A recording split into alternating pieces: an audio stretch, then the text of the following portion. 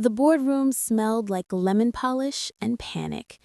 A 60-year-old woman in a $29.99 clearance rack dress from Ross walked in, set a scuffed leather briefcase on the mahogany table, and smiled the same calm smile she once used to deliver bad news to families in the ER. "Good morning," I said. "My name is Eleanor Thompson. As of 9:03 this morning, I am the majority shareholder of Kensington Digital Solutions. Effective immediately, Lisa Kensington is terminated for cause." 12 executives froze, mid-sip of their overpriced coffee. My daughter-in-law, blonde, flawless, and suddenly pale, dropped her Mont Blanc pen. It rolled across the glass table like a gunshot. Lisa opened her mouth. Nothing came out. 5 minutes later, she was in the parking garage, mascara streaking, hugging a cardboard box of succulents and framed motivational quotes. By noon, her LinkedIn read, "Open to new opportunities." By dinner, 3 of the company's biggest clients had already received polite calls suggesting they might prefer a vendor with more stable leadership. And it all began with one laugh. Thanksgiving. 3 months earlier, I was the obligatory guest in my son Alex and Lisa's gleaming penthouse overlooking Sacramento. Crystal glasses, catered turkey, and Lisa holding court in a cream silk dress that cost more than my monthly rent. Conversation drifted to the markets. Lisa's father loved bragging about his portfolio. I mentioned, quietly, that I'd started investing what little I had. Lisa laughed. Not a polite chuckle, a bright, tinkling, pitying laugh that made the chandelier crystals tremble. "Eleanor, honey," she said, swirling her Pinot, "at your age, that's adorable, but maybe leave the grown-up money stuff to people who went to Stanford." Her parents smirked. Alex stared at his plate. I smiled, nodded, and passed the cranberry sauce. They never asked how a broke grandmother with 3 part-time jobs and a 2009 Honda Civic with 180,000 miles had just wired her entire $10,000 emergency fund into a brokerage account at 4:47 that same morning. They didn't know I'd spent 25 years as an ICU nurse reading drug trial footnotes for fun, or that stocking shelves at 3 a.m. taught me which grocery chains were quietly dying and which were about to explode. They definitely didn't know the cute little restaurant software stock I kept buying on every dip was the same company that had just handed their precious Lisa a $285,000 a year brand director title she was hilariously unqualified for. 17 days after that dinner, the government contract news hit. The stock gapped up 380% at the open. I became the largest shareholder before the closing bell. And Lisa? She was about to discover that the quiet woman she mocked for clipping coupons had just purchased her corner office, her company car, and every illusion she had about who held the power in that family. Rehook. In part 2, I'll take you inside that boardroom second by second. The moment Lisa's eyes met mine across the table and she finally understood the joke was on her. You'll want to be there when her perfect world cracked. Stay with me. The boardroom door clicked shut behind me, like a gavel. I didn't rush. I walked the long way around the table so every pair of eyes could follow the grandmother in the wrinkled navy dress who'd just become their boss. Lisa was already standing, arms crossed, trying to look bored. She still thought this was a prank, some elaborate stunt cooked up by her father to teach her humility. She rolled her eyes at the security guard I'd brought, just one, polite, retired, built like a refrigerator. Really, Dad would never... I set the leather briefcase down directly in front of her, opened it, took out a single sheet of paper and slid it across the glass. SEC filing, 8K, item 5.01, change in control of registrant. My name, my shares, 58.4. Her gaze snapped from the page to my face. That's when it happened. The exact second her smile died.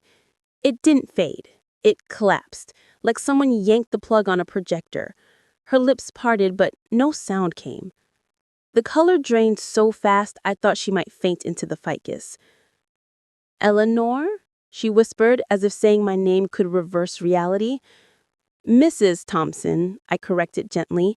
"Or ma'am, either is fine." One of the VPs, some guy in a $4,000 suit who'd smirked at me in the elevator 10 minutes earlier, tried to stand. "Now wait a minute, this is highly irregular." "Sit down, Derek," I said without looking at him. He sat. Lisa found her voice. It came out small. This isn't possible. You're a nurse. You live in a 2-bedroom off Fulton Avenue. You drive a Honda with a cracked taillight." "Had a cracked taillight. Fixed it last week with the dividends." A nervous laugh escaped someone. It died instantly. Lisa's hands started shaking. She hid them behind her back like a child caught lying. "Alex knows about this?" "Alex is on his way up. He's parking the new Tesla I bought him this morning.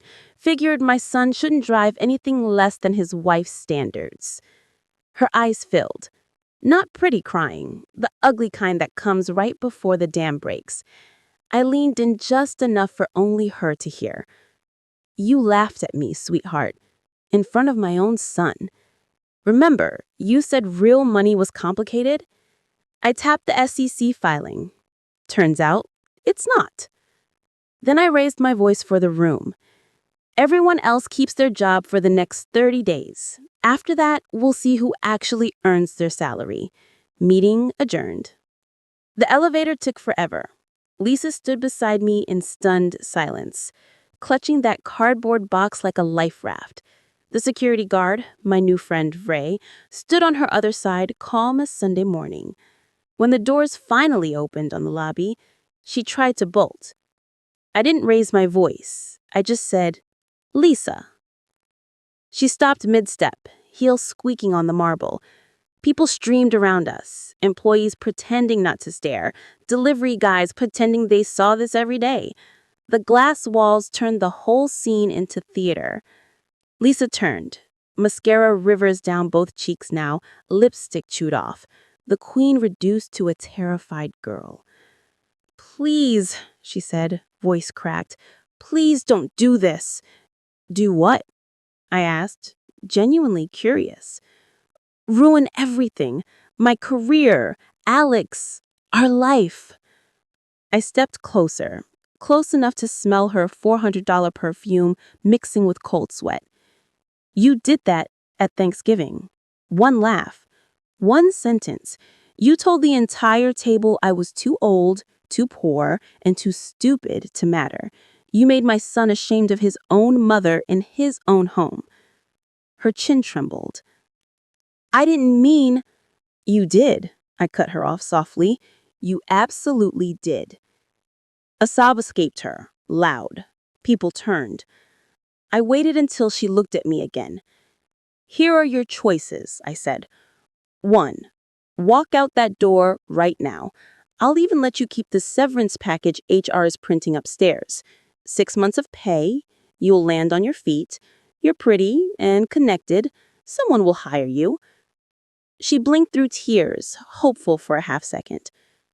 2, I continued, you can come back upstairs with me right now and apologize, not to me, to every person in that company you treated like furniture. Then you can work, really work, for whatever salary I decide a Stanford degree and 0 actual skills is worth. Maybe 60 grand, maybe less.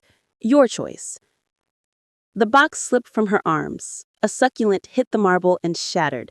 Dirt everywhere. She stared at the broken pot like it was her future. "The clock's ticking, sweetheart." Ray shifted his weight.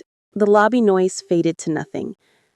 Lisa wiped her face with the back of her hand, smearing makeup into war paint. "I'm sorry," she whispered. Louder. "I'm sorry," she said to the entire lobby. A few phones came out. Someone started recording. I didn't stop them. "For what?" I asked. For laughing at you. For being cruel. For thinking I was better than you." I let the silence stretch just long enough to hurt.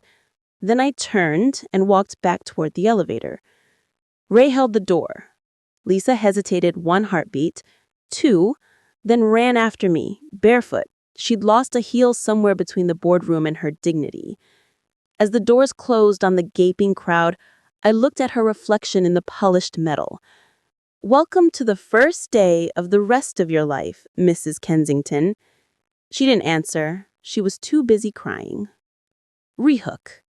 In part 4, I tell you what happened when my son Alex walked in and had to choose between his mother and the wife who just got demolished in front of the entire company. You're not ready for how that ended.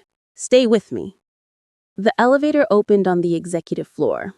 Alex was already there. He looked like He'd sprinted from the parking garage, tie crooked, hair damp with sweat, eyes wide.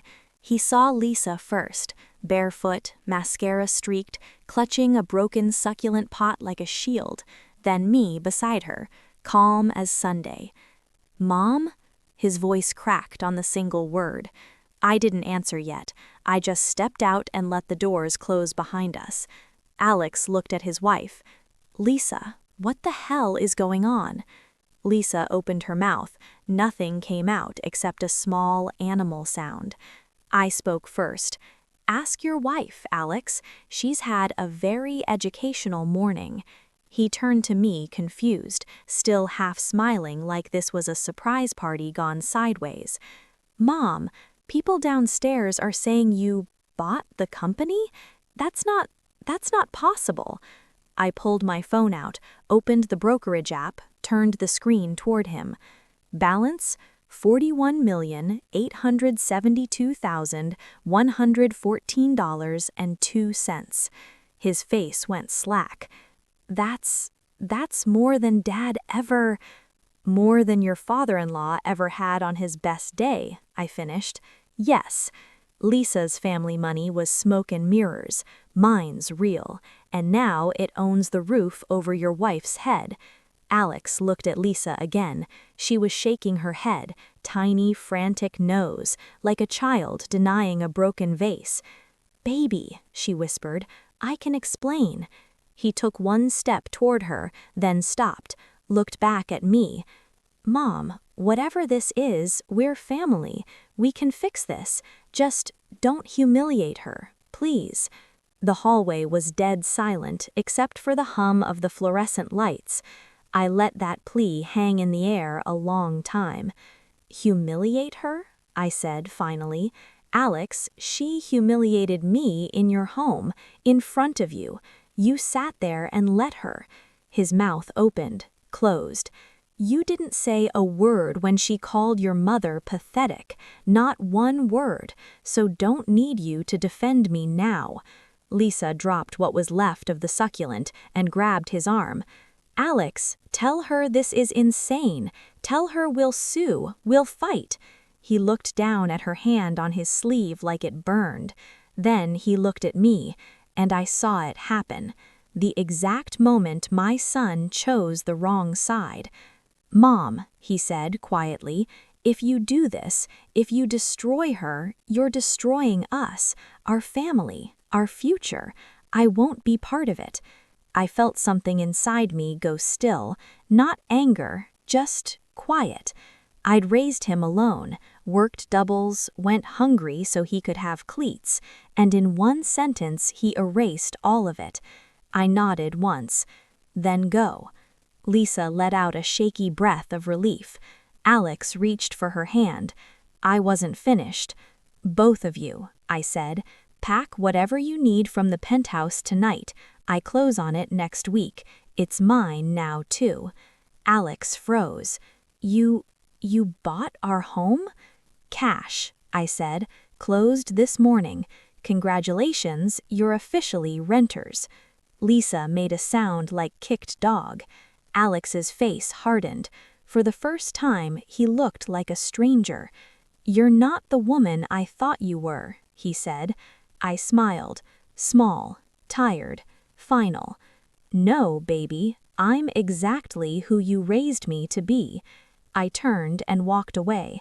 Behind me, I heard Lisa collapse against him, sobbing his name. I didn't look back.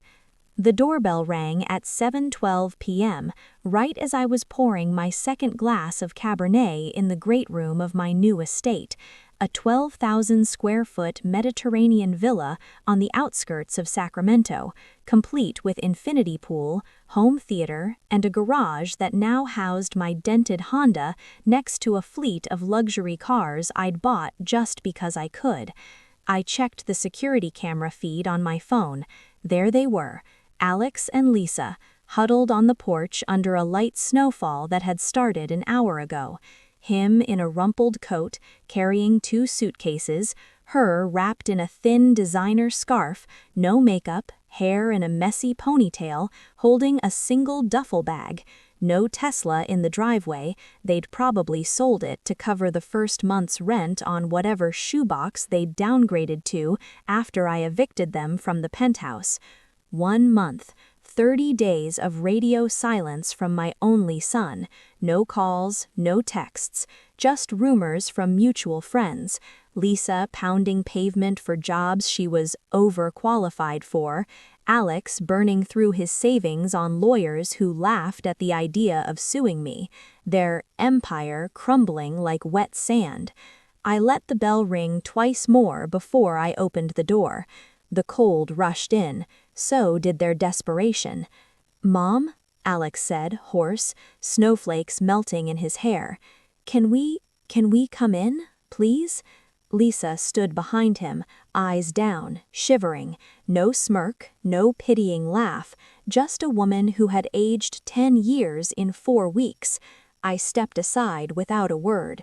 They tracked snow into the foyer, staring at the marble floors, the crystal chandelier, the original Warhol on the wall that I'd picked up at auction last week. "Nice place," Alex muttered, setting down the suitcases. "$12 million," I said casually. "Cash. Wine?" Lisa shook her head. Alex nodded, but his hand trembled when he took the glass. We sat in the living room, fire crackling, them on the edge of the leather sectional, me in the armchair like a queen on her throne. Alex cleared his throat.